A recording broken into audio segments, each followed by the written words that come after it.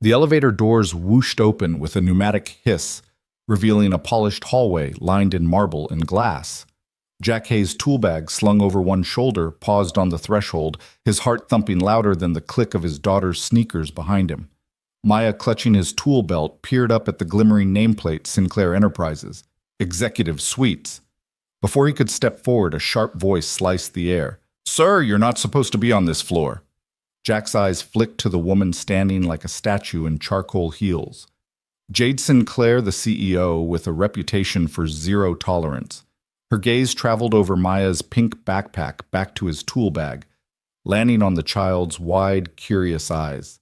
The tension crackled like static. Jack's jaw tightened. If he didn't get that printer fixed, the CFO would have his head.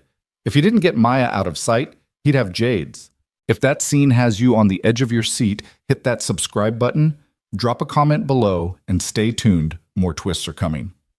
Jack Hayes drew in a measured breath and squared his shoulders. He'd been called to printer emergency room 47A, his pager buzzing insistently in his pocket before the sun had fully risen. He'd hauled his toolbox onto the service elevator expecting fluorescent lights and irritated suits and tangled phone calls. He had not expected to haul his 8-year-old daughter up here.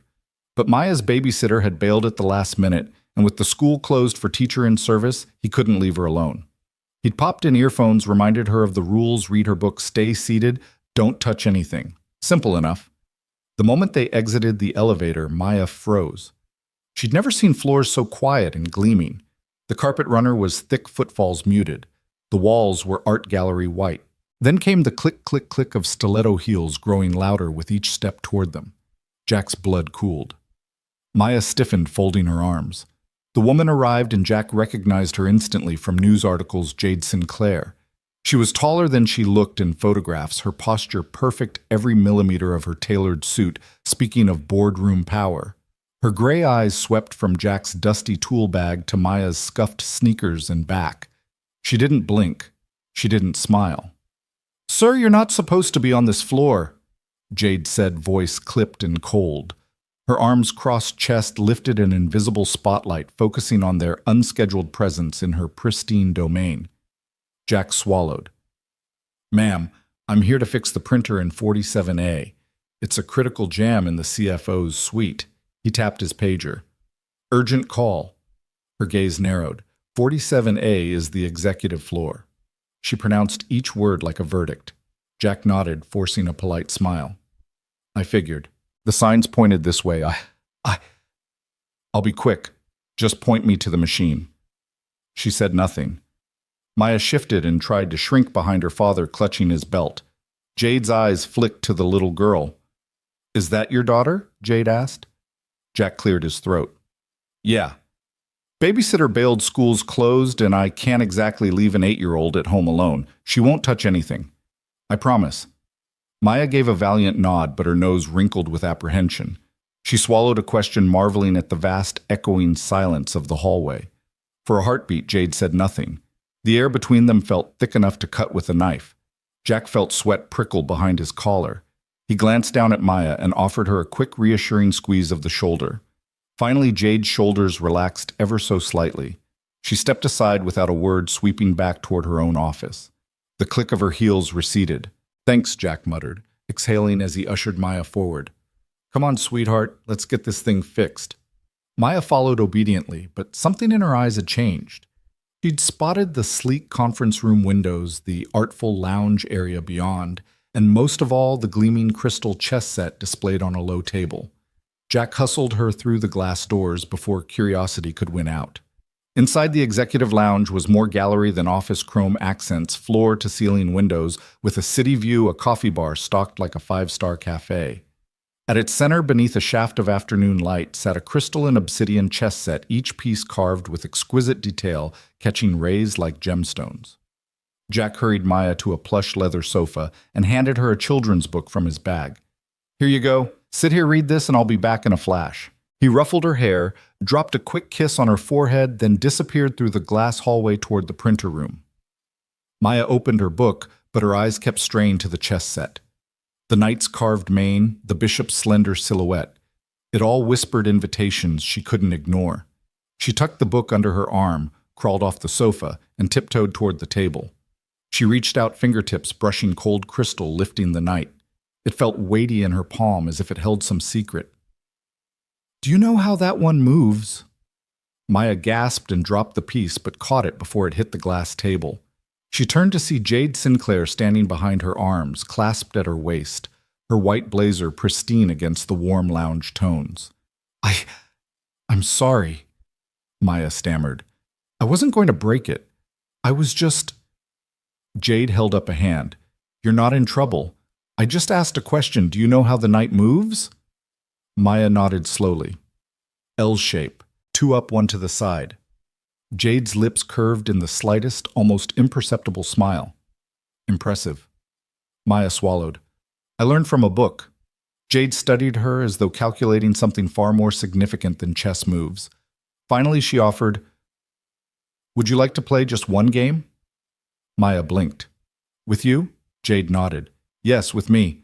By the time Jack returned, he found his daughter settled on a low stool opposite Jade Sinclair mid-game, without even knowing how. He froze, wrench in hand, heart pounding. Everyone in the city knew Jade's ruthlessness. Who knew she'd be here teaching Maya the Queen's gambit? Jade glanced up, her gaze softening as she met Jack's stunned eyes. "She has a sharp mind," she said, moving her rook with quiet precision. Jack closed his mouth, swallowed twice, and stepped fully into the lounge. Maya bit her lip, eyes flicking between her father and the board, as if daring either of them to object. "Go on," Jade told Jack. "She's fine." Jack exhaled a smile, tugging at his lips. He sank into a chair nearby. "Just one game, then?" he asked Maya. Maya nodded, grinning. The night awaited its next call to adventure, and in that moment Jack realized some surprises were worth every risk. The moment Jack slipped through the glass doors and disappeared down the corridor toward the printer room, the executive lounge felt larger somehow, both cavernous and intimate. Maya pressed her back into the plush leather of the sofa, clutching her picture book, but not reading. Her eyes kept wandering across the room to the chrome countertops, to the polished wooden panels, to the muted hum of the espresso machine.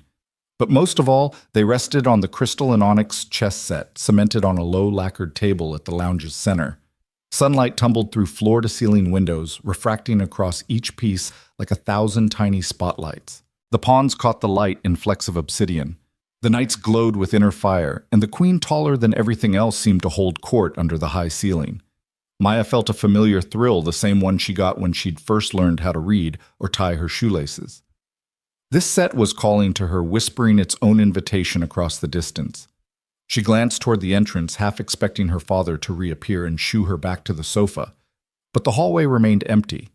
The lounge was quiet, except for the low chatter of a distant meeting room and the soft hiss of the coffee machine steaming milk. Maya slid from the sofa book, forgotten, and padded toward the chess table on tiptoe. The carpet silenced her footsteps. Each red and gold swirl swallowed sound. When she reached the table, Maya hesitated for a heartbeat. The pieces looked too delicate to touch. She inhaled, then placed her small hand on the marble edge of the table and leaned in, studying the arrangement as if it were a map of hidden treasure. The board was set in standard opening position, white pieces, neat black pieces shadowed, but the craftsmanship was unlike anything she'd seen. Each knight's mane was meticulously carved. The rooks sat on turreted bases, as though guarding a fortress. The bishops wore tiny mitres. Even the pawns radiated personality. Her fingertips hovered over a white knight, its head turned in mid-prance. She remembered her father's instructions, "Don't touch anything." But this was different. This was like discovering an abandoned friend. Gently, she lifted the knight from its square. It felt heavier than she expected, cold and smooth under her fingers. The onyx swirl in its base gave depth an unfathomable pool of night. Maya's eyes widened. It moved here, she thought, recalling the lines from her chess primer. 2 forward, 1 to the side. The L shape. She turned to look around. No one was watching. All she saw were hanging planters, a row of magazines on a glass stand, and Jade Sinclair's office door closed. Silent, off limits. What would her father say? What would Jade think? A soft click behind her made Maya start. She spun around but saw only the reflection of the lounge in the window pane. The crystal set glowed like an altar. A part of Maya wanted to run back to her father, to the safety of his tool-strewn bag and the familiar hum of fluorescent lights. Another part felt rooted, as though the chess set had summoned her. Swallowing, she placed the knight on the square she thought best e4 and watched how the afternoon sun caught its polished surface. The board looked different now, no longer just a pattern, but a story unfolding. Maya leaned closer, imagining the black knight across from hers shifting in reply. She traced the grid with her eyes, tile by tile, convinced she could see the dance of pieces before they ever moved. Somewhere beyond the lounge, the printer whirred, jammed paper feeding into the rollers. Jack's footsteps echoed faintly as he coaxed the machine back to life. Maya tuned him out. Here, in the hush of leather chairs and sparkling glass, she heard only the quiet drill of possibility. She lifted the bishop next, testing its balance. The curve of its mitre felt graceful beneath her thumb. Her mind whispered, "What if I could learn from this set? What if I could teach someone else one day?" A sudden pang hit her, how lonely her chess battles had felt at home, with no one to challenge her except shadows on the wall. Here, with these crystal pieces, she could have a world of opponents. The knight and the bishop found new squares, each move deliberate as a breath held. Maya felt a thrill of ownership, not of the pieces themselves, but of the space between them, of the possibilities in that room. She imagined two armies of crystal poised for battle, waiting for commanders brave enough to lead them. Soft footsteps approached. Maya froze, heart pounding, and tilted her head. The footsteps slowed, then stopped. She dared to glance up and saw Jade Sinclair standing at the edge of the seating area, arms folded, watching her. Jade's white blazer contrasted sharply with the rich tones of the lounge. Her heels were silent on the carpet now, as though she'd softened her stride. Maya held her breath, relieved Jade hadn't seen her rearranging the pieces yet. Jade's gaze moved from the board to Maya's face, curiosity flickering in her steel-gray eyes. She stepped closer and Maya braced, ready to apologize or run. Instead, Jade reached the table and placed a single finger on a black pawn. "Interesting move," she said quietly. The voice barely rose above a whisper but carried the weight of judgment laced with wonder. "Why move the knight first?" Maya swallowed, heart still racing.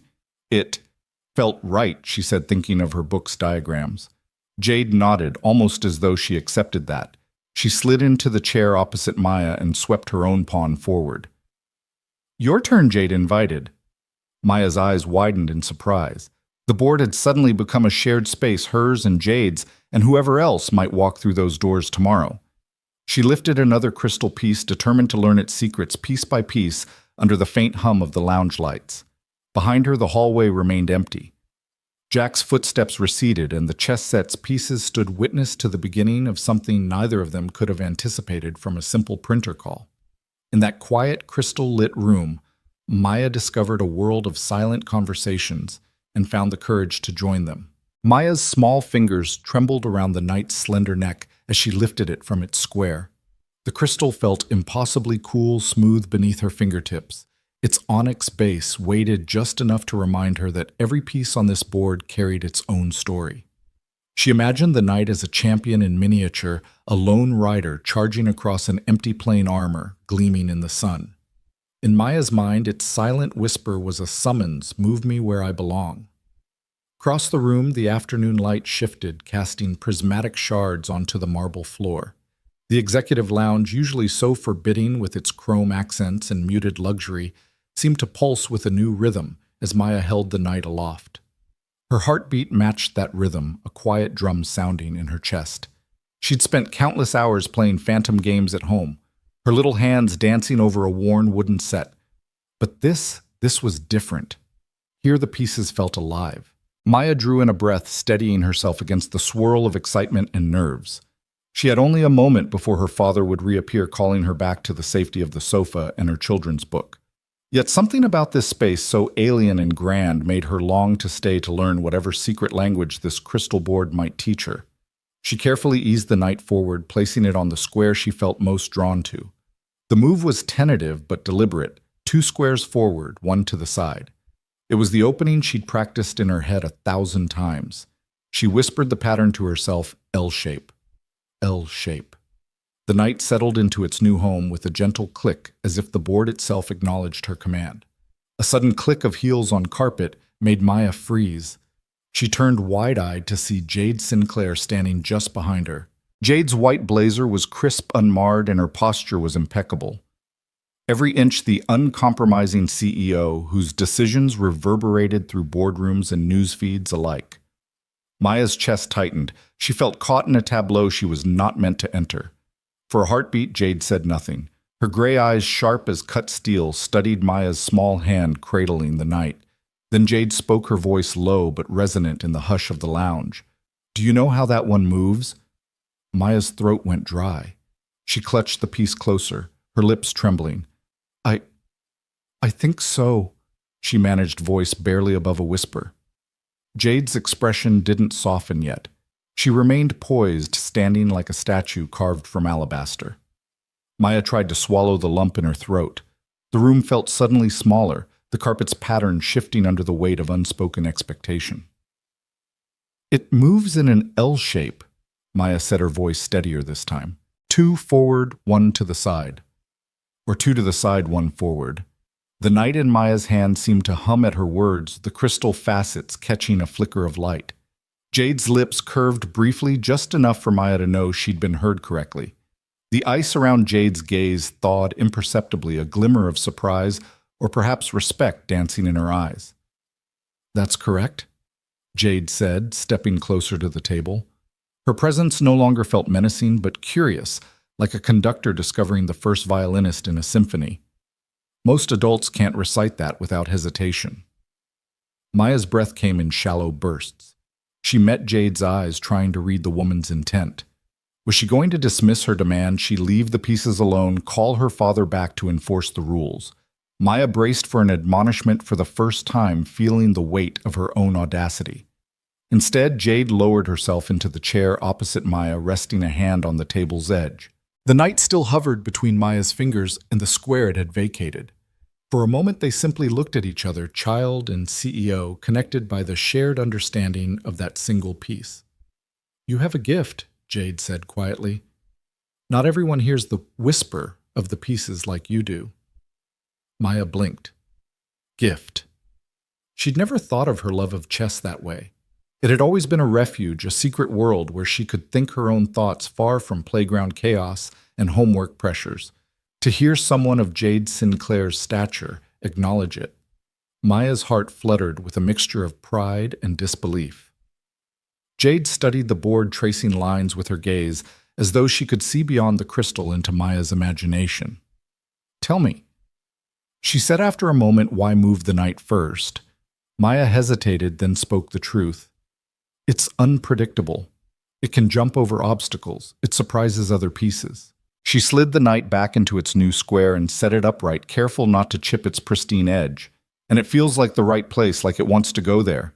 Jade nodded, letting her hand hover over her own pawn without moving it. "You make strategic guesses," Jade observed. "You listen to the board." Maya felt a warming glow spread through her chest. Jade's gaze lingered on her, softening further, as though the CEO's armor had been gently pried open by that tiny crystal knight. The tension that had crackled when they first met seemed to dissolve, replaced by a quiet camaraderie. "Your father."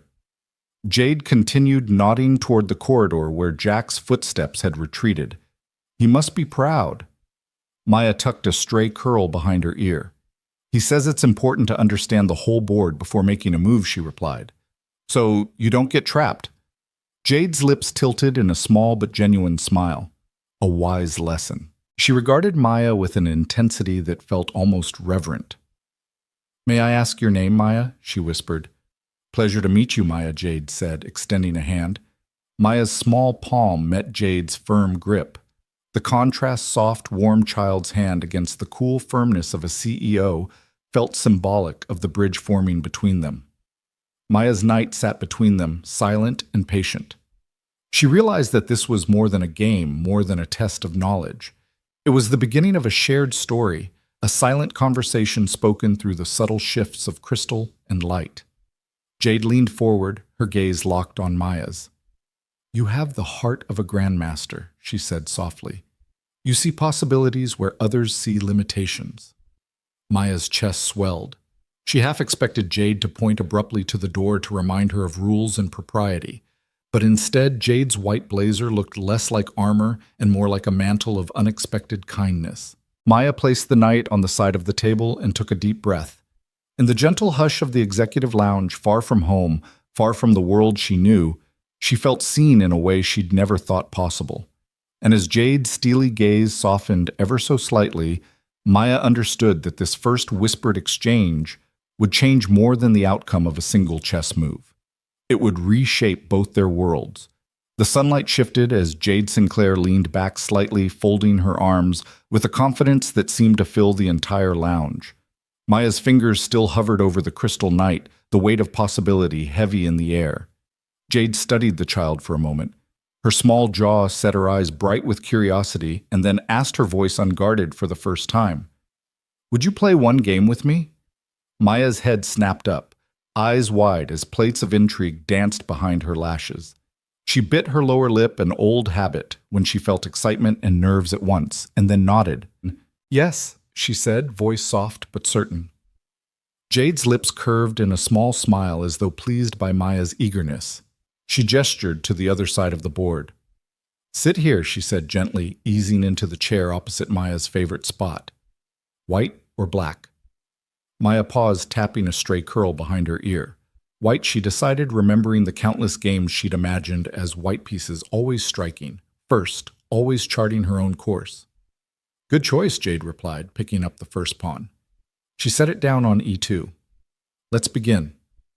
Maya reached for her own pawn and mirrored the move, marveling at how the pieces felt alive under her touch. The crystal board, once a static gem centerpiece, had turned into a stage for two opposites, a corporate titan and a quiet girl in scuffed sneakers. Neither spoke for a moment. They simply moved their pieces, pawns advancing knights, shifting bishops, sliding each move a word in a silent conversation. Halfway through the opening, Maya glanced up at the glass wall behind Jade, where the marble conference room loomed. Executives trailed in suits and heels, their reflections fragmented by the thick glass. In that moment, Maya felt bold here. She was 8 years old, holding her own against one of the most powerful women in the city, and her father was nowhere in sight to save her. A soft click of the printer room door broke the reverie, and Jack Hayes stepped back into view, wrench in hand and his tool belt clinking. He spotted Maya immediately center stage, seated with Jade, and froze.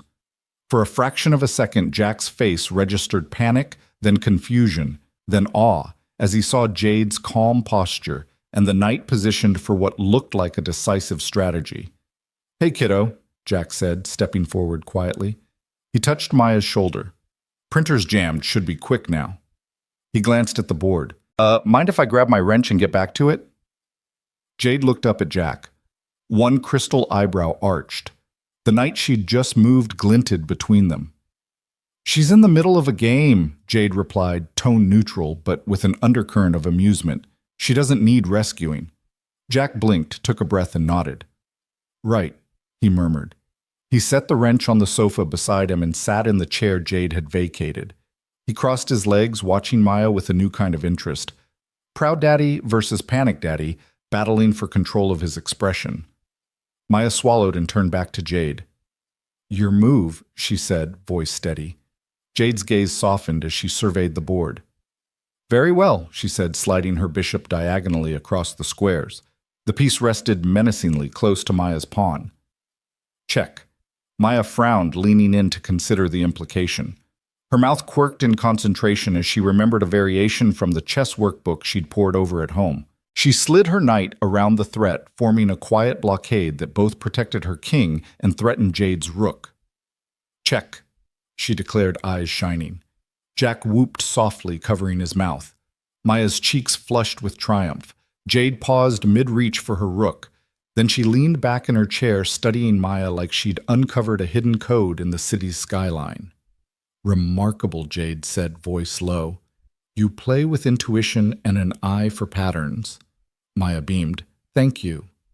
Around them, office life continued, distant laughter, muffled phone rings, the clack of laptop keys. But the chessboard had become a sanctuary, its crystal pieces reflecting a world beyond deadlines and bottom lines. Jade studied Jack, who shrugged sheepishly. "She's had plenty of practice," he said. But she's never played with someone like you. Jade nodded, returning her gaze to Maya. You're not intimidated, she asked the girl. Maya shook her head, pulling back a strand of hair. No, I like it when the game's hard. Jade smiled a true smile that reached her eyes. She extended her hand toward Maya's queen.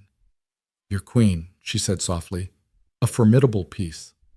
Maya nodded, flicked the queen onto a new square, and the game danced onward, knights whirring pawns, shifting a delicate balance of offense and defense.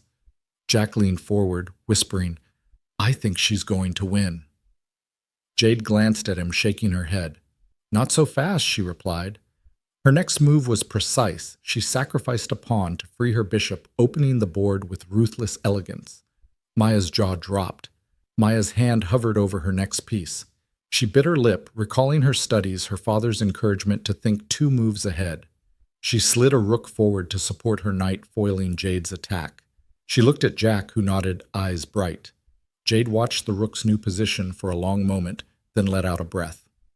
Well played, she murmured. She tapped the board with a fingertip, a rare gesture of respect. You see the whole board, Maya. You hear its whispers. Maya smiled shyly. In her head, she heard nothing but the quiet thrill of being recognized. Here was the CEO who fired executives mid-meeting, showing genuine admiration for her strategy. Jack stood and stretched, careful not to jostle the board. I'll just fix that printer and be out of your hair. Jade inclined her head. Don't rush. Stay a while if you like. Her tone held no sarcasm, only invitation. Jack looked at Maya, whose eyes danced between him and the board. She nodded, and Jack settled back down on the edge of his seat. Wrench forgotten. Maya and Jade resumed play, the pieces shifting in a private language known only to them. Each move revealed more Maya's fearless creativity, Jade's disciplined foresight, and the unspoken bond forming between them. Outside the lounge, the city churned on urgent meetings, flashing headlines, the relentless pace of ambition. Inside, a child and a CEO were engaged in a game that transcended titles and expectations, teaching each other lessons no corporate memo ever could. And as the afternoon light mellowed into gold, Maya looked up at Jade and whispered, "Thank you for playing with me." Jade's gaze softened one last time. "Thank you for the challenge." Her knight poised near Maya's king, the reflection of their shared journey shone brighter than any crystal could, promising new beginnings on an ancient board of black and white. The air in the executive lounge felt charged as Maya leaned forward to make her 5th move. Jade Sinclair's steel-gray eyes tracked every shift of Maya's hand, the crystal pieces catching the late afternoon sunlight and scattering rainbows across the polished floor. Jack Hayes sat to the side, arms folded, watching the game's delicate dance unfold before him, wrench momentarily forgotten in his lap. Their sequence had been swift and elegant. 1. Maya's pawn to e4, White's bold opening staking claim at the board's heart. 2. Jade's pawn to d5, a classical counter challenging Maya's advance. 3. Maya's knight to f3, quick development, eyes fixed on the center. 4. Jade's knight to c6, mirroring Maya's pattern, the first hint of symmetry. 5. Maya's bishop to b5, pinning the knight, tightening the noose. Now Maya paused only to consider her queen's path. The white queen stood at d1, majestic but restrained. Jade's gaze never wavered, unblinking as she tracked Maya's next gesture. Maya closed her eyes for a fraction of a second, recalling her father's advice, always look for the hidden threats and opportunities. She saw it then, a diagonal lane opening from d1 to h5, the perfect line to slice through Jade's defenses. She placed her queen on h5 in one fluid motion, the crystal sliding across the board like water. Then in a clear, confident voice, she declared, "Check." Silence fell. Even the distant hum of the espresso machine seemed to hush itself in that moment. Jade's composure faltered as her hand drifted halfway to her knight, frozen in indecision. She tilted her head, eyes widening at the sight of Maya's queen poised menacingly before her king's fortress. "Check indeed," Jade whispered, leaning forward until her face hovered inches above the board. The two of them were suddenly breathing the same charged air, bound by the unspoken revelation that Maya's talent ran deeper than mere childhood curiosity. Across the glass wall, Jack's jaw dropped. He'd seen Maya absorb every lesson at home endgames, forks, pins, but never with a real opponent, let alone the city's most formidable CEO. He felt a swell of pride and awe that his daughter had not only learned the game, but could bend it to her will in 5 moves. Jade's fingers hovered over her rook, but she did not reach for it. Instead, she exhaled softly and closed her hand into a fist on the table's edge. Recognition dawned in her eyes. This little girl saw the game and perhaps the world differently. For so long, Jade had viewed everything in terms of power control and strategy to maintain her empire. Here was a reminder that strategy could also be poetry, that youthful insight could uncover patterns seasoned executives overlooked. Maya's cheeks flushed pink, but she remained poised, her small chin lifted in quiet confidence. She did not gloat. She simply looked at her pieces as though admiring a sunrise and then turned her gaze back to Jade, ready for whatever the CEO did next. Several heartbeats passed in that suspended moment before Jade nodded a gesture of respect that felt almost formal in its sincerity. She gathered her composure, sliding her rook sideways in a gesture that both acknowledged check and simultaneously deflected it a subtle dance of concede and combat. The crystal clinked and Maya felt the board shift under Jade's tactical response. Clever Jade said, eyes never leaving Maya's. Very clever. Maya allowed herself a small smile. She'd seen the potential queen fork on move 5 in her mind's eye, but executing it against a real opponent against Jade Sinclair felt like catching lightning in a bottle. Jack leaned forward, mindful not to disturb the board. I've never seen a faster check, he whispered, voice thick with pride. Maya shot him a sideways glance that said, please don't embarrass me. Jade interrupted her tone, returning to its usual crisp professionalism, but underscored with new warmth. Your move, Maya, she said, indicating the board. Let's see where you take this next. Maya's heart fluttered with excitement. She touched her queen gingerly, moving it back to g4, drawing Jade's king into a deadlock while protecting her own defense. Each piece she moved felt like a word in a shared story, a conversation that transcended rank and job title. Jade countered, bringing her bishop to e6, the bishop's crystal curves catching the light in a silent salute to Maya's ingenuity. The game unfolded, pawns traded knights, danced in arcs. Only they could traverse bishops, sliced through diagonals, like dancers weaving ribbons of strategy. Jack watched the interplay with rapt attention, aware that this was more than a game. It was a revelation, a moment that would echo through both Maya's and Jade's lives. As the moves ticked off in Maya's mind, she sensed Jade's shift. The CEO, who dismissed people with a single glance, was now leaning forward, her face softened by genuine engagement. Maya realized she wasn't just playing against a corporate mogul.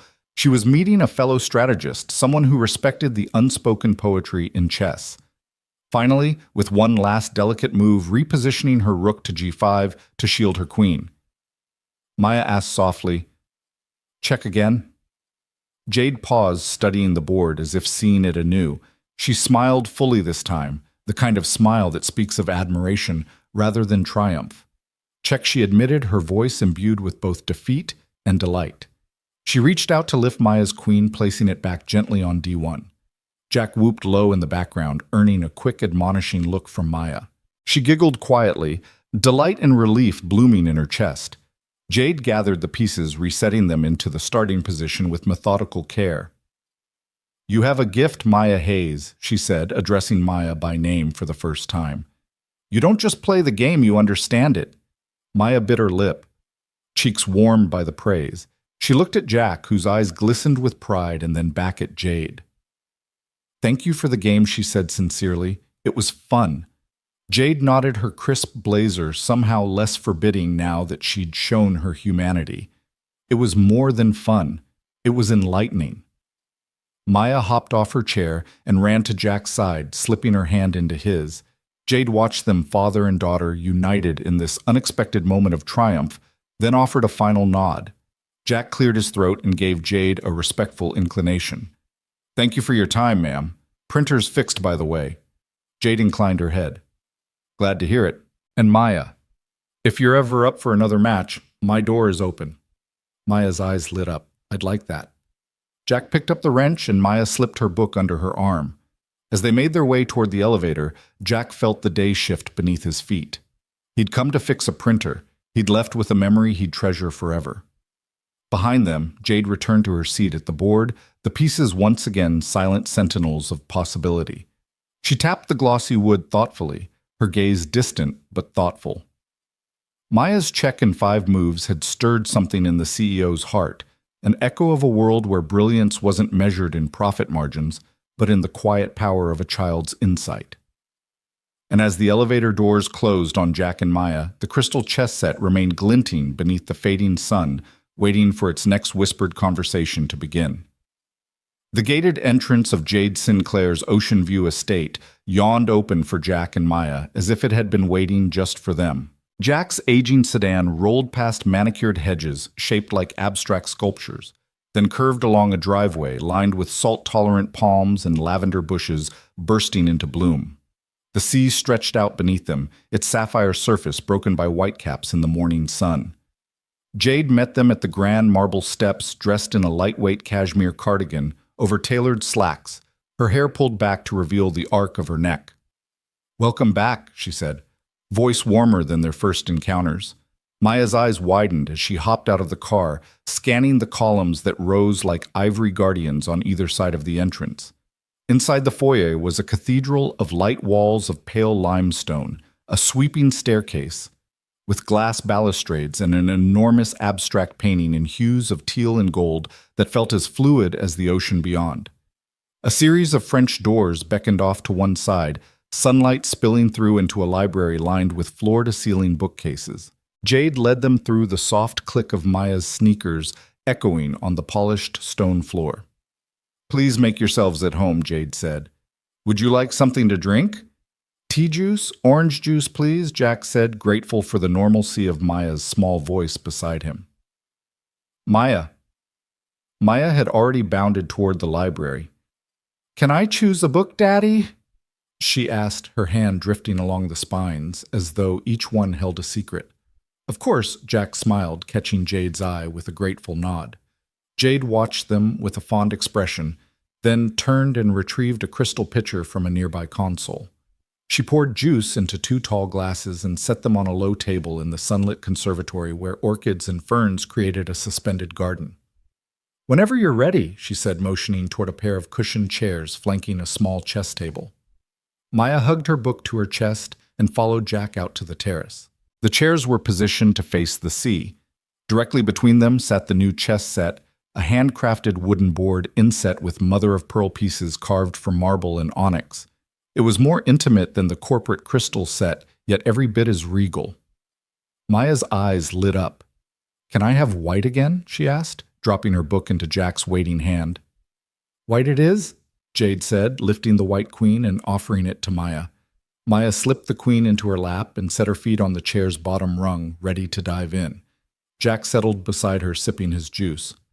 Jade took the opposite seat, folding her legs beneath her with practiced ease. They began without fanfare. Maya's pawn to e4, Jade's pawn to e5. The afternoon breeze carried the scent of salt and jasmine mixing with the soft creak of the wicker terrace chairs. Maya's moves were quick, confident. Her knight leapt to f3, her bishop slid to c4. Jade watched each gesture through narrowed eyes as though she were both teacher and student in this living lesson. Jack leaned over to Maya. "You've got the board in your head already," he whispered. Maya nodded, tongue caught between her teeth. Jade shifted her rook to f6, a move that surprised them both. Maya's brow furrowed. "I didn't see that coming," she admitted, touch of admiration in her voice. Jade smiled, a hint of pride creasing her eyes. "Keep an eye on your knight," she advised softly. "And remember, sometimes the best offense is a good defense." Maya paused, studying the board, then repositioned her king's knight to d2, creating a shield around her fragile center. Jack sat back, impressed by her adaptability. For the next stretch of moves, they fell into companionable silence, punctuated only by the soft clicks of marble on wood. Maya's pieces advanced fluidly. Jade's responses were precise, the product of decades spent navigating both corporate chessboards and real ones. The sun dipped lower, painting the terrace in golden light, but neither player appeared eager to end the game. Finally, after Maya placed her queen on h5, threatening direct contact with Jade's king, she whispered, "Check." The word felt charged, as though it carried the weight of all her practice sessions and every cautious schoolyard match she'd ever played. Jade's composure faltered for a heartbeat. She reached out, brushing a lock of hair behind her ear, and then leaned forward, eyes flicking over the board. Check, indeed, she said, quiet awe, softening her tone. She studied Maya rather than the pieces, a new respect in her gaze. You see things most adults miss. Maya's cheeks warmed. She tucked a curl behind her ear. Thank you, she said, voice small in the widening space between them. Jade straightened and cleared her throat. Let me free my knight, she said, sacrificing a pawn to release her trapped piece. The move was generous, both strategic and gracious. Maya watched the board shift under Jade's hand, learning something beyond mere tactics, creation of opportunity, even in sacrifice. They continued another 5 moves, Maya parrying Jade, probing each reaction a note in an intricate duet. When Maya eventually resigned, tipping her king with a nod, Jade reached across the board and shook her small hand. You played brilliantly, she said, genuine warmth in her voice. Maya grinned, her arms hugging her queen close. Jack rose, clapping softly. That was amazing, sweetheart. I had a great teacher, Maya replied, sliding off the chair. Jade's smile deepened at the unexpected compliment. Jack cleared his throat, looking between the two of them. I'll let you have some quiet now, Jade. Printer's still working fine, so we're good. Jade inclined her head. Thank you for joining us, both of you. Jack picked up Maya's book and her abandoned juice glass, walking them back toward the library. Maya paused at the terrace door and turned. Can I come back tomorrow? She asked, voice hopeful. Jade looked at her reflectively, then nodded. I'll leave the set here for you, anytime you want a rematch. Maya's face lit up. Promise? Promise. Hand in hand with Jack, Maya bounded back into the halls of the mansion, her laughter blending with the distant rhythm of waves against the shore. Jade watched them go, the mother-of-pearl board gleaming in the fading light. In that simple invitation to return, she felt something stir, the promise of a friendship born in moves and countermoves, a bond that transcended glass walls and boardroom politics. No grand declaration was needed. The weekend at the mansion had already revealed its truest gift, the shared revelation that even the most powerful among us can find insight, joy, and unexpected kinship across a chessboard. The afternoon sun streamed through the arched windows of Jade Sinclair's sunroom, painting the chessboard in warm, honeyed hues. Maya's small hands moved pieces with the quiet confidence of someone entirely at ease in this world of black and white. Jade watched her usual steel-clad poise softening at the edges as she realized that every intuitive strategy Maya employed echoed something she'd once known herself, a purity of play, unmarred by caution or calculation. Jade adjusted the cardigan at her shoulders as if to brace herself against the whirlpool of memories that Maya's moves were stirring. She remembered herself at 8 years old poring over a battered wooden set in her family's study, the scent of polished mahogany mingling with the hush of late afternoons. She'd loved the knight's unpredictable leap, the queen's sweeping power, each move a miniature act of creation. But in the years since strategy had become a tool of control, a means to maintain her empire at any cost. The games she'd played as a child had been gentle exploratory. The ones she led now were battles of attrition. Maya slid her pawn to d5, trapping Jade's rook and forcing the queen to retreat. Jade's breath caught. The simplicity of the tactic, pure unadorned, sent a tremor through her armor.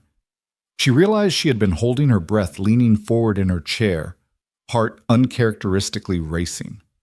That was clever, Jade said, voice low. She moved her queen back to h4, a desperate bid to stave off the threat.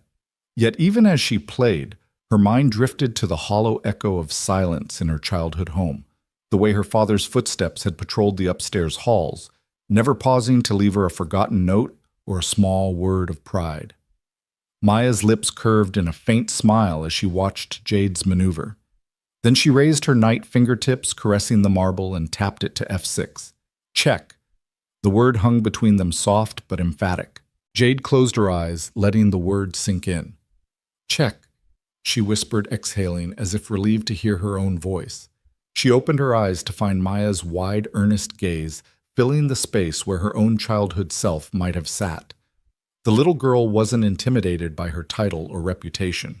She simply saw the board, and by extension the world, in terms of opportunity and possibility. Jade studied Maya's face. Here was no pretense, no performance. Here was a spark of innocence and courage that she hadn't felt in years. It felt fragile, like a hidden spring of hope beneath her concrete exterior. The realization cracked something open inside her, a door she'd long kept locked against vulnerability. She touched her bishop, gingerly sliding it to e7 to protect her king's flank. The move was defensive, but softer than her usual style. Maya nodded approvingly. "You defend with grace." Maya observed her voice, that of a seasoned commentator rather than a child. Jade felt a lump in her throat as Maya's words fell like petals over her hardened heart. "Thank you," Jade replied, voice catching. She hadn't expected praise from anyone, least of all an 8-year-old. Outside, the ocean breeze whispered through the palm fronds, carrying the salt-laced promise of renewal. Jade closed her eyes briefly, letting the scent wash over her, prying loose the memories she'd buried. She remembered the cradle in the nursery, the lullabies that had once soothed her to sleep, and the abrupt silence when her own child had been taken from her. 8 years had passed since she'd signed away that tiny hand, convinced it was for the best. Yet every now and then, in the hush of night, she still heard the echo of her daughter's first cry. Her hand trembled as she moved her rook to c8, resigning herself to Maya's mounting advantage. She looked up and met Maya's gaze, uncertainty softening the lines around her eyes. The CEO's mask had slipped, revealing something raw and unguarded beneath. Maya hesitated as though sensing Jade's inner storm, and then gently offered, "Your move, Ms. Sinclair." Jade drew in a breath. The title sounded strange in her ears, devoid of its usual weight. "Jade," she murmured. "Just Jade." Maya smiled. "Okay, Jade." Jack, who had been quietly observing from the side, leaned forward. "This is incredible. I've never seen her play like this." Jade looked at Jack, gratitude flickering in her eyes. "She has a gift," she said, tone almost reverent. "You've given her the freedom to explore it." Jack swallowed, nodding. "I've tried." Jade turned back to the board. The final moves awaited. Maya moved her queen to d4, a calculated advance that sealed the fate of Jade's king. Jade studied the position and nodded, signaling her acceptance. "Maya has won," Jade announced softly. She reached across and gently lifted Maya's queen, setting it back on its home square with delicate care. Maya pressed her fingertips to the surface of the queen as if reunited with an old friend. "Thank you for the game," she said, eyes shining with genuine warmth. Jade felt her own eyes water, touched by the child's graciousness. They reset the pieces, placing them carefully for a new game. Jade studied each pawn and knight as she set it, thinking about the careful hands that would move them next. She realized she wanted Maya to have every opportunity she herself had been denied, room to fail space, to learn, a mentor to guide rather than judge. "Maya," Jade said, rising from her chair. Maya looked up, curious. Jade extended her hand. "Would you like to learn a new opening? One my own mentor taught me at your age?" Maya's face lit up in delight. "Yes, please." Jack stood as well, marveling at the transformation before him. The titan of industry, humbled by a child's intuitive mastery, cracking open to rediscover the wonder she'd forsaken. Jade led Maya through the mechanics of the Sicilian defense, her voice gentle and patient, eyes bright with the rediscovered joy of teaching. As they played, Jack slipped out briefly to fetch tea and cookies, returning to find Jade and Maya engrossed in a new dialogue of moves and countermoves. He sipped his tea, heart full aware that this was more than a game. It was a bridge spanning years of regret and hope, linking a CEO and a child in a shared rediscovery of innocence and wonder. When the sun dipped low, painting the estate's halls in dusk's soft glow, Maya finally stretched and yawned. "I think I've learned enough for today," she said. Jade nodded in agreement. Maya gathered her pieces, placing each back in its marble castle. Jade followed suit, her fingers lingering on the knight, as though reluctant to end their time together. "Thank you, Maya," Jade whispered. "You've reminded me how to see the game and the world through new eyes." Maya patted Jade's hand. "And you've shown me that playing isn't just about winning. It's about sharing the board." Jade closed her eyes, letting the words sink in. She realized in that moment that her armor had cracked, not from pressure, but from the gentle insistence of a child's intuitive grace. Hope and regret, memory and possibility mingled like the last rays of sunset in her heart. Jack rose and collected their empty teacups. He looked at Jade with newfound respect. You were wonderful, he said simply. Jade turned to him, a hint of a smile on her lips. So was Maya. They walked together down the marble hall, Maya skipping ahead with a boundless energy that whispered of future triumphs. Behind them, the chessboard waited silent, patient, and ready for the next game in which two unlikely players would continue to reshape each other's worlds. Jack Hayes woke to the soft glow of dawn filtering through their living room curtains, the hum of their humble apartment stirring to life around him. He stretched and rubbed the sleep from his eyes, then reached for his phone on the coffee table, where yesterday's teacup still stood cold. His thumb flicked across the screen, and there it was, a single message from Jade Sinclair. Maya's welcome for another match, no agendas. He blinked, surprised by the warmth threaded through those 7 words. Jade Sinclair, the formidable CEO whose every public appearance set corporate halls whispering, had sent a personal invitation to his 8-year-old daughter. No contracts, no media requests, no fees, just chess. Jack read the message twice, incredulity twisting his chest.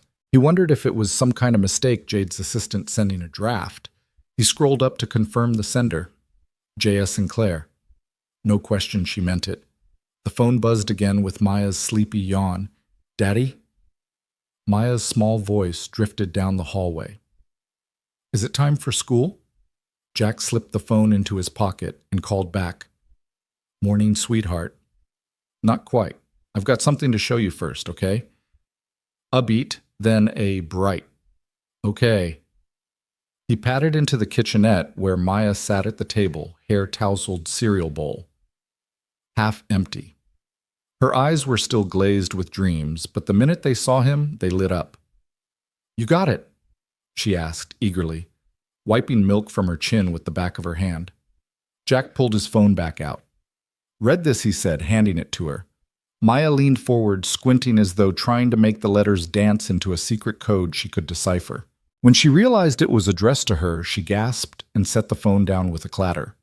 Cereal sloshing over the bowl's rim. Really another game. Her spoon clattered to the table. Jack chuckled. Looks like it. No agendas, she said. Just chess. Maya leapt up, nearly knocking over her chair. Can I go? Right now? Jack slid onto the bench beside her, wrapping an arm around her. Not right now. You've got school, remember? But I'll text her back to say we'll come whenever she's free. Maya sniffed, blinking. Okay. But can we play this weekend? Jack nodded. Absolutely. I'll let her know. She grabbed his hand and pumped it up and down. Thank you, Daddy. Thank you. He laughed as Maya practically danced around the tiny kitchen. Slow down there, Grandmaster. Maya giggled, gathering her cereal bowl and spoon. I am a Grandmaster, she declared, marching toward the bedroom to get dressed. And soon everyone will know it. Jack watched her go, a swell of pride in his chest. He opened the message thread again, thumb hovering over the reply field. Thank you, Jade. Maya and I would love to come by this Saturday afternoon. He sent it, then sat back and let the morning light wash over him. He thought about the weekend's earlier game, the way Jade had watched Maya's lightning-quick tactics, the genuine fascination flickering in her eyes, the way she'd softened the enormous weight of her title to become simply a curious opponent. That invitation, so casually phrased, signaled something profound, that this match between CEO and child transcended any corporate power play. It was pure an exchange of insight, curiosity, and respect. Later that afternoon, Jack picked Maya up from school, her backpack bouncing as she bounded to meet him. So he asked as they climbed into the sedan. Excited for chess? Maya's grin stretched from ear to ear. I'm already practicing new openings in my head. Jack shook his head in amusement and steered onto the highway. Well, you'll have your chance soon enough. In the passenger seat, Maya pulled out a small notebook and pencil. She tapped her pencil against her temple as though summoning fresh ideas. Jack glanced at her through the rear-view mirror. What are you writing? New strategies, Maya replied thoughtfully. One I call the Sunset Gambit. You sacrifice a pawn to control the center, then bring your queen out at sunset. Jack laughed. I'll look forward to seeing that in action. Maya's eyes grew serious. You know, Daddy, Mrs. Sinclair didn't just invite me because I beat her that one time. She said she learned something that afternoon. She paused. She said I reminded her of someone she used to be. Jack felt a pang of something tender and sad, too much backstory in his head about Jade's private life, none of it fully known. That's a remarkable compliment, Maya. Maya nodded, tapping her notebook. I want to learn more from her. Jack pulled off at their exit and parked in the same shaded lot where they'd first met under glass-walled scrutiny. He turned to Maya. Just remember, she's still a grown-up with a very busy life. Be respectful, but don't let that stop you from playing your best. Maya hopped out and opened the door for him. I know. I'll be polite and focused. She clicked her heels together as if saluting a general. Jack smiled, ruffling her hair affectionately. That's my girl. Across the sea of concrete, the Carrington estate rose marble and glass illuminated in the late afternoon. The sun glinted off the ocean beyond like a promise of things yet to come. Inside, Jade Sinclair watched the correspondence sent by Jack show her own words reflected back. We'll see you Saturday. It sat in her outbox, a private contract between two lives, one seasoned by boardroom battles, the other shaped by hallway recesses and bedtime stories. She exhaled the first genuine breath she'd allowed herself in weeks. The chessboard on the terrace had become more than an afternoon distraction. It had become a portal to a world she'd thought she'd left behind the day she closed the nursery door of her ocean view home. Jade stood smoothing her blazer and poured herself a small glass of lemonade. As she sipped, her thoughts drifted to Maya's first game, how the child's intuitive strategy had cracked open something she'd sealed tight, a sense of innocence, the joy of discovery, the raw thrill of possibility untainted by fear. The invitation wasn't just for chess. It was Jade's own unspoken plea to reconnect with that part of herself. The following Saturday, Jade would set out the mother-of-pearl board once more, arrange the pieces with ceremonial care, and wait. Not for reports or mergers, but for a small girl whose presence had shown her a kinder game, one where victory wasn't measured in profits, but in shared moments of wonder. She raised her glass in a silent toast to that future, to unbidden invitations, she thought, and to the games that change us. And as the sun set over the ocean, Jade Sinclair, CEO, strategist, reawakened child, felt something fragile stir and crack open anew. Late that evening, Jade Sinclair sat alone in her private office, the city lights glittering through floor-to-ceiling windows like distant constellations. The ocean breeze drifted in through an open casement, carrying the faint scent of salt and lavender. She leaned back in her leather chair legs, crossed her mind replaying every move Maya had made on the chessboard, each unexpected twist that had mirrored patterns Jade once knew in her own youth. The housekeeper's footsteps had long since faded, the estate quiet, except for the hum of air conditioning and the distant crash of waves against the cliffs below. On her mahogany desk lay an envelope, its edges sealed with crimson wax bearing her family crest. She'd received it that afternoon, hand-delivered by a courier who wouldn't meet her eyes. It contained a DNA report commissioned quietly months ago, when an unshakable intuition first whispered that Maya was more than just a bright chess protege. Jade had resisted opening it, fearing the truth her own heart, and the child who'd reignited something fragile and precious inside her. Now, with the house empty and the night thick around her, she broke the seal. The inner envelope revealed a single sheet of heavy paper printed in precise type, a barcode at the top, test results below. She unfolded it and read, Sample A. Maya Bennett. Sample B. Jade Sinclair. Probability of maternity 99.9998%. Her breath caught. The paper trembled in her hand, words swimming as the world tilted beneath her. Years of steel resolve dissolved in an instant, replaced by a torrent of memory and emotion. She closed her eyes, recalling the day 8 years ago when she'd learned of her pregnancy, 8 years of careful planning, of corporate ascendancy and relentless ambition. The day she'd stood in her father's study, the rain streaking the windows like tears, and made the decision that would define her life to sign away her child in a moment of fear under pressure she believed insurmountable. She'd convinced herself it was the only way to protect her career, her family's legacy. She'd paid someone to handle the adoption paperwork, disappearing into boardroom battles as though that act erased the child she'd carried. Her chest tightened as she remembered the empty nursery, the echoes of silence in a house designed for achievement, not motherhood. She'd channeled every ounce of grief into power, building an empire that demanded respect with the same fervor she'd once longed for a child's laughter. And yet here it was, Some days truth delivered with cold precision now lay in her hands. Maya wasn't just a gifted protege, she was Jade's daughter. Jade pressed the report to her heart, the edges sharp against her cardigan. Tears blurred her vision. How did she live all these years with that hole inside her, an absence she had thought she'd mastered? She'd carried the weight of it like a shield. And now that shield had shattered, leaving her raw and exposed. Her mind flitted to Maya's face that afternoon, the curiosity in her eyes, the fearless way she reached for every challenge. Jade realized that every intuitive move Maya made, every spark of brilliance had been inherited, a legacy far more profound than any boardroom victory. The room felt suddenly small, the mahogany desk too neat, the portraits of past Sinclair CEOs on the walls, watching her like silent judges. Jade stood and paced, paper clutched in one hand, her heels clicking across the hardwood floor. She paused at the window and gazed out at the moonlit water, searching the horizon for guidance she wasn't sure existed. Could she meet Maya again this time? Not as her CEO, nor merely an opponent, but as a mother. Could she bridge 8 years of distance, of unspoken longing and unuttered apologies? Each question pressed on her chest like a stone. She sank to the edge of her desk, placing the DNA report before her. Her fingers traced the printed numbers 99.9998%.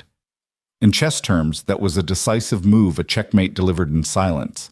The parentage had been determined with near certainty. There was no denying it. But what next? Jade pressed her palms to her eyes. How did one reach out after so many years? What language did a mother use when she'd traded lullabies for boardroom briefings? The invitation she'd sent for another match, no agendas now, took on a deeper meaning. It had been an unconscious plea for reconnection, a first movement in a game of hearts. Her phone buzzed lightly, jolting her from the spiral of hesitation. She reached for it, expecting another professional email. Instead, it was Maya chirping, "Daddy says I should practice the Queen's Gambit this weekend." What do you think Jade's breath caught? Maya was ready to play, to learn to trust.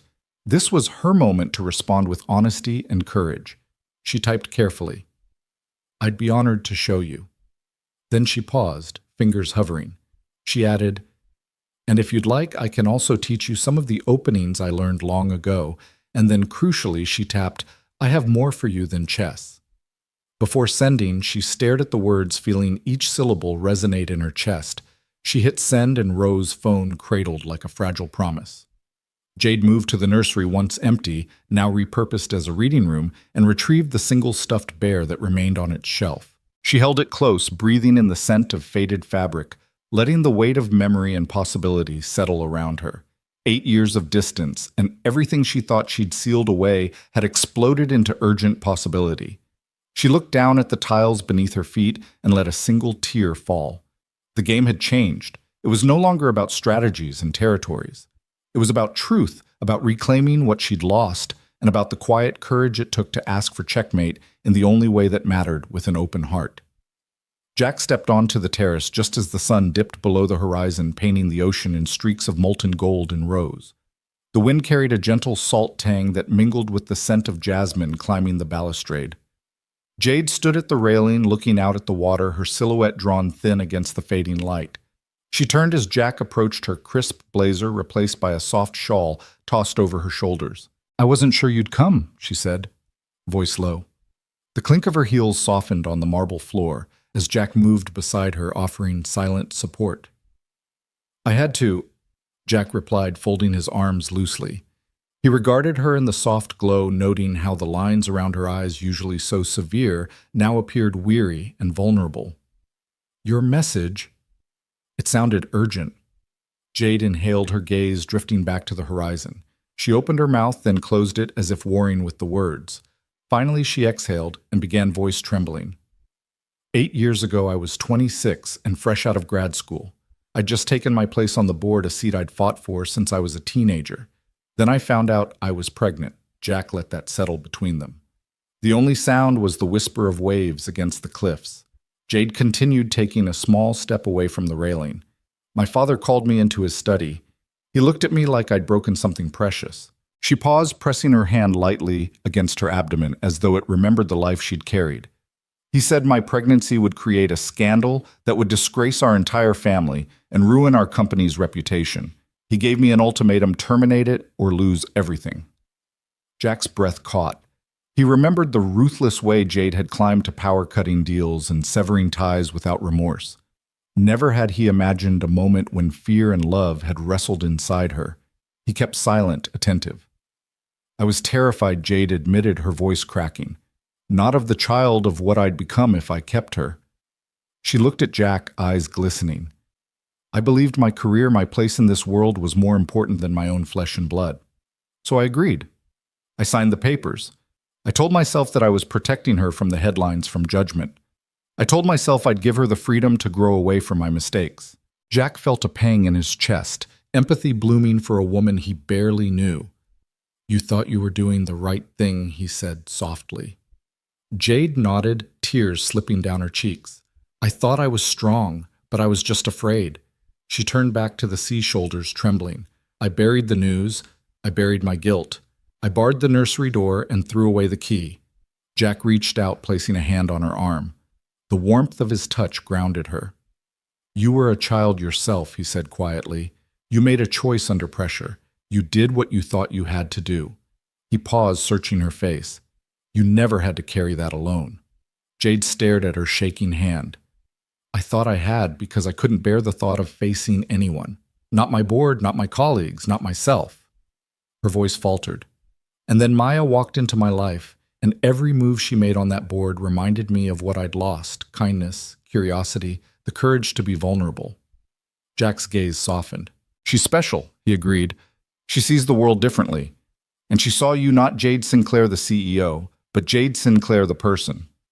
Jade turned to him, eyes searching his. I wanted to tell you earlier when I saw her that first time, but I was terrified you'd think less of me, terrified you'd take Maya away. Jack's breath caught. He swallowed. I thought you were just being kind to a young player. He ran a hand through his hair. I didn't know the truth until the DNA report. Jade placed a hand over her heart. I couldn't bear the idea of losing her again. I thought if I kept my distance, I could protect both of us. But distance isn't protection, it's a barrier. I'm tired of barriers. She turned fully to face him, tears shining in the terrace light. Jack, Maya is my daughter. I relinquished her believing it was best for her, but she never left my heart, not for a moment. Jack stepped closer, lowering his voice. I know. He paused, letting the weight of that confession settle. I know what it's like to carry a constant worry for a child. Lots of parents do. But I also know that a child belongs with those who love them most. If you want to be in her life, we'll make room. No boardroom politics, no agendas. Jade's lips trembled in relief. You understand? After everything. Jack lifted her hand, placing it over Maya's beer, the childhood toy Maya had left behind the first weekend. I see a mother who lost her way and wants to come home. That's all that matters. Jade leaned into his embrace, the first genuine connection she'd allowed herself in years. Thank you, she whispered. I'm so sorry. Jack rested his chin on her head. We all make mistakes. What matters is what we do next. Will you stay? Will you be part of her life going forward? Jade straightened, taking his hand to steady herself. Yes, she said firmly. I want to be her mom. They stood together on the terrace, the darkness settling but the promise of dawn ahead. Below them, the waves whispered against the shore, a rhythm of renewal and hope. Jack squeezed her hand. Then let's start now. Jade nodded, feeling the weight lift from her shoulders for the first time in years. Now she agreed, her voice steady in the night air. In that moment, two hearts bearing the same wound, now bound by truth and the courage to heal, Jade Sinclair and Jack Hayes, took the first step toward a family remade by honest confession and unwavering acceptance.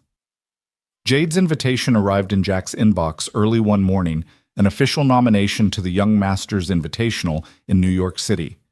The subject line read simply, Maya Bennett, by nomination only. Jack stared at the message twice, heart thudding. He scrolled down to the body. Dear Mr. Hayes, it is my great pleasure to nominate Maya Bennett for the Young Masters Invitational held at the Manhattan Grand Hotel, ages 8 to 16. Her recent displays of strategic creativity and fearlessness in play have convinced me she belongs among the finest rising talents in the country. Warm regards, Jade Sinclair. Jack closed his eyes, picturing Maya's wide grin, her mind alive with possibilities. He dialed Jade's number before he could second-guess himself. "Got your message," he said tentatively when she answered. "Are you serious?" "Absolutely," Jade replied, her voice steady yet infused with pride. "She earned it. I've already submitted her application. They'll cover her entry fee." She paused, then added softly, "I'd like to go with you if that's okay." Jack exhaled. "It's more than okay." He pictured Maya practicing openings at the kitchen table, eyes bright with purpose. He felt a fierce determination to say yes. By late afternoon, plane tickets were booked. Jack told Maya on his drive home from school. "Pack your favorite chess book," he said, glancing at her in the rearview mirror. "New York's calling." Maya's scream of delight echoed off the car windows. "I can't believe it. I'm going to New York." "Thank you, Daddy, and thank you, Mom." She beamed, turning in her seat even as Jack frowned at Jade's unspoken title. They had agreed Jade would simply be Jade now, but to Maya she was at that moment Mom. The weekend dawned clear and crisp. Their flight over the city glittered like a field of lights beneath a glass sky. Jack steered their cab through Midtown Manhattan. Maya pressed against the window, and Jade sat beside her, clutching her daughter's hand, tears of pride welling. The Manhattan Grand Hotel lobby was a marble-floored cathedral of glamour, soaring pillars, crystal chandeliers, and a long velvet rope guiding attendees into the tournament hall. Parents in tailored suits chatted softly. Children in blazers and crisp shirts clutched tuxedo board cases. The air thrummed with anticipation. Maya, clutching her miniature backpack and mother-of-pearl chess set case, took it all in with wide-eyed wonder. Jade draped a gentle arm around her shoulders. "Ready?" she asked in a low voice. Maya nodded, determination brightening her features. "Let's do this." Jack, standing behind them, felt his chest tighten with emotion. He placed a steadying hand on Maya's shoulder. "Remember, just play how you always do." Maya gave him a quick grin, just like home daddy. They crossed the plush carpet into the main hall. Rows of tables stretched toward a raised dais where the tournament officials sat behind a long table. The space was hushed, save for the soft tap of footsteps and the occasional murmur of strategy. Each table hosted 2 chairs, a chessboard, and a digital clock. Spectators lined the perimeter behind a second velvet rope. Jade guided Maya to the table labeled Board 12.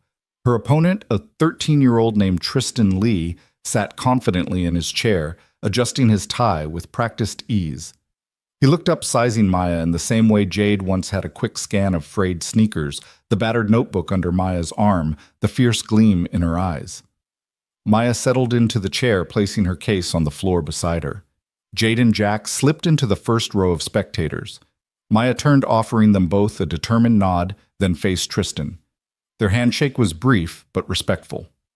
The tournament director read the opening announcements, then said, "Begin." Maya opened with her signature pawn to e4, her shoulders squared. Jack and Jade shared a proud glance in the front row.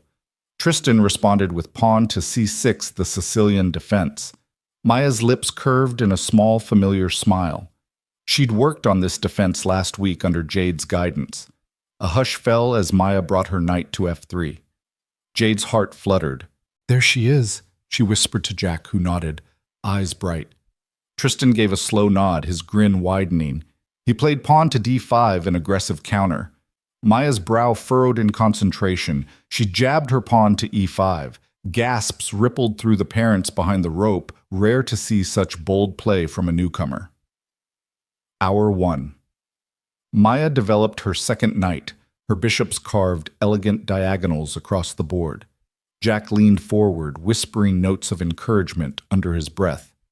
Jade sat rigid, but her eyes glistened unbidden. Hour 2. Tristan launched a queenside attack, his rooks and queens swirling toward Maya's king.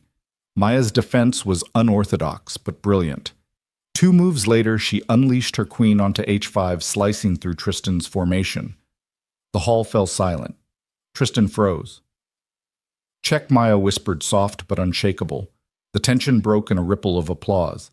Even the director glanced toward board 12 with raised eyebrows. Jade closed her eyes, tears slipping down her cheeks.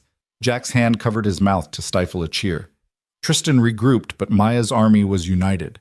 Within 10 moves, she maneuvered her rook and knight to deliver a fork on Tristan's queen and king. With trembling fingers, she reached across and slid her knight checkmate. The hall erupted. Tablets clicking pictures, parents cheering, children shouting. Maya sat frozen for a heartbeat, then turned to Jack and Jade, eyes shining. "I did it," she mouthed. Jade sprang from her seat, brushing past other spectators to reach Maya's side. She enveloped her in a proud embrace, whispering, "You were incredible, sweetheart." Tristan stood and offered Maya a hug, blinking back tears of his own. The two clapped each other on the shoulder before retreating to their chairs. Jack and Jade shared a look of astonished joy. Maya's fearless play had upended expectations in this marble-floored arena. Later on the dais, Maya accepted her medal. She lifted it above her head, the gold glinting against her braided hair. Jade and Jack joined her arms around her shoulders, and the crowd rose in a standing ovation. Cameras flashed. Reporters clamored for quotes. Maya looked at her parents, at Jade's proud, slightly trembling smile, at Jack's tear-bright eyes, and realized she had given them something more than a trophy. She'd given them a shared legacy, proof that brilliance could emerge from unlikely partnerships, that love and strategy could transform lives, and that the bonds of family, newly formed and yet centuries old, were the truest victory of all. As they descended from the podium, Maya held both parents' hands. Jade whispered, "Next game, same board." Maya beamed, "Always."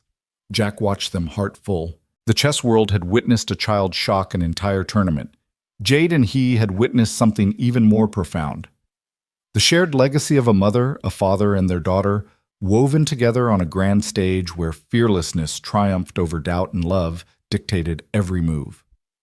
The final match concluded under a wash of fluorescent lights in the cavernous tournament hall. Yet as Maya shook hands with her opponent, a composed girl 2 years older, the noise faded into nothingness for Jade and Jack. Their daughter had just triumphed once more, proving every bit her rightful place among these young chess masters. The trophy nestled in Maya's small hands felt heavier than any she'd held before. But it was the moment afterward, the moment Maya turned her eyes glassy with excitement and gratitude, that truly mattered. "Thank you, Mom. Thank you, Dad." Maya said, her voice steady but luminous. Jack's breath caught at the sound of her words. Jade felt her heart crack open anew. Hearing the two names as though they were a promise made real. Jade's lips trembled into a smile, and she rushed forward, sweeping Maya into a warm embrace. Jack closed the distance as well, enveloping both Maya and Jade in a circle of arms that felt unbreakable. The applause of the crowd, the flash of cameras, the hum of chatter, all of it receded into the background, leaving only the three of them suspended in a bubble of shared triumph and belonging. Jack's voice was thick as he said, "We are so proud of you, Sweet Pea." He kissed the top of Maya's head, ruffling her curls as she leaned into Jade's arms. Jade rested her cheek against Maya's hair. "You did it, my brave girl," she whispered. "You showed everyone who you are." Maya peered up at them, her medal's ribbon draped around her neck. "I did it because I had the best team," she declared, glancing between Jade's shining eyes and Jack's beaming smile. "I would never have made it without you both." The elegance of the hotel lobby, the weight of corporate titles, the glitz of New York's elite, none of it held sway in this moment. What held them together was far more elemental truth, vulnerability, and the simple, timeless bond of love.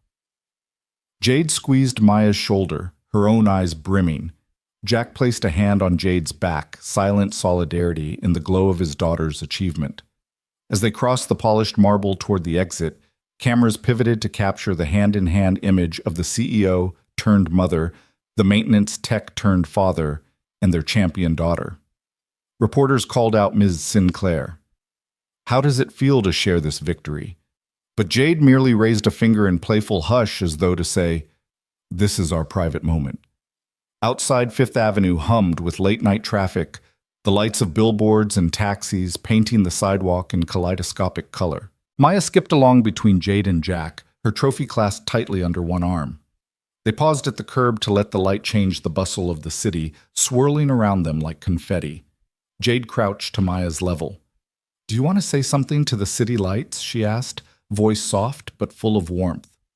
Maya tipped her head back, eyes bright against the glare of neon. "New York." "Thank you," she called, voice clear enough to rise above honking horns and murmured crowds. "Thank you for believing in me." A nearby passerby smiled, and a cluster of tourists raised their phones to record a child's impromptu salute to the city. Jack laughed and joined Maya in waving. Jade stood behind them, her heart swelling with a love that transcended the trophies and the titles, the victories and the losses. They continued down the sidewalk, moving in a choreography of unity.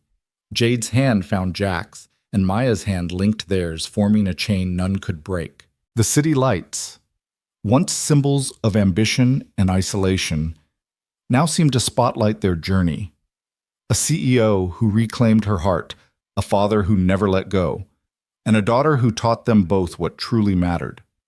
They rounded the corner onto a quieter side street where Jack flagged down a cab. Inside, Jade settled beside Maya, smoothing a stray curl from her daughter's forehead.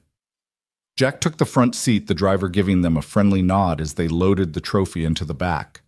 The cab pulled away and Maya pressed her cheek to the window, watching the city ripple by. "Do you want to tell them how you feel?" Jack asked, glancing back. Maya nodded, voice muffled by glass. "I feel complete." Jade laid a hand on her daughter's knee. "That's exactly how family feels," she said. "Not perfect, just complete in our love." Maya smiled and Jade squeezed her hand. Jack turned on the overhead light for a glimpse of both their faces in the rearview mirror. Maya's triumphant glow. Jade's proud tears, Jack's steadfast joy. They rode in a cocoon of shared triumph, the city buzzing around them, a backdrop to their private moment. When the cab pulled up to Jack and Maya's apartment building, they climbed out together, the trophy cradled in Maya's arms like a beacon. Jade walked with them to the door, every step a testament to her commitment to this new family she had chosen to embrace fully. Inside the building's lobby, Jack reached for the elevator button. Maya leaned against Jade, the two of them standing close as the doors slid open. Jack pressed the button for their floor, and the elevator chimed. As they settled inside, Maya piped up, "Can we play chess at home tomorrow?" Jade laughed, eyes meeting Jack's. Every day she promised voice soft with emotion. Jack nodded. Every single day. The elevator doors closed, and in the small, mirrored chamber, they saw themselves CEO tech worker and their daughter reflected as equals, bound not by obligation, but by love. No boardroom drama, no corporate maneuvering, no one left standing outside. They had found each other's hearts in the quiet checkmates, in the grand victories, in the smiles and tears, in the shared legacy forged by truth and second chances. As the elevator ascended, Maya pressed her finger against the mirror, tracing a heart around their three intertwined reflections. Jade smiled, tears glistening. Jack stepped between them, placing an arm around each. And in that tight, luminous embrace, they were not titles or reputations or achievements. They were simply Mom, Dad, and Maya, at last truly and irrevocably a family.